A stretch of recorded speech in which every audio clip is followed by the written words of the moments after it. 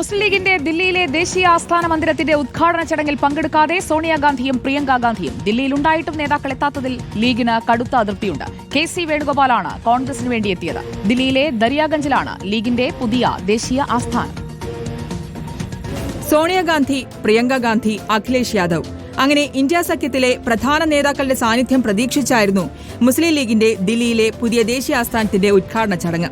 പക്ഷേ ഈ നേതാക്കളിൽ ആരും ഉദ്ഘാടന ചടങ്ങിലേക്ക് വന്നില്ല. സോണിയാഗാന്ധിയും പ്രിയങ്കാഗാന്ധിയും ദില്ലിയിൽ തന്നെ ഉണ്ടായിരുന്നു. വയനാട് മണ്ഡലത്തിൽ ലീഗിന്റെ ശക്തമായ പിന്തുണയിലാണ് പ്രിയങ്കാഗാന്ധി വിജയിച്ചത്.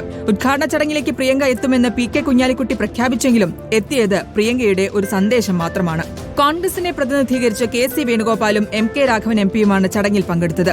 ഇക്കാര്യത്തിൽ കടുത്ത അതൃപ്തിയിലാണ് ലീഗ്. മുസ്ലിം ലീഗ് രാഷ്ട്രീയകാര്യ സമിതി ചെയർമാൻ പാണക്കാട് സാദിഖ് അലി ശിഹാബ് തങ്ങളായിരുന്നു പാർട്ടി ആസ്ഥാനത്തിന്റെ ഉദ്ഘാടനം നിർവഹിച്ചത്.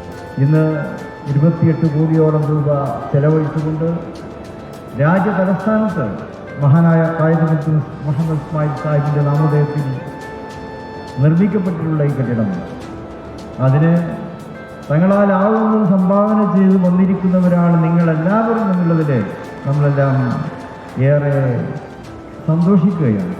ദില്ലി ദരിയാഗഞ്ചിലാണ് ഇന്ത്യൻ യൂണിയൻ മുസ്ലിം ലീഗിന്റെ പുതിയ ദേശീയ ആസ്ഥാന മന്ദിരം. റിപ്പോർട്ടർ, ദില്ലി.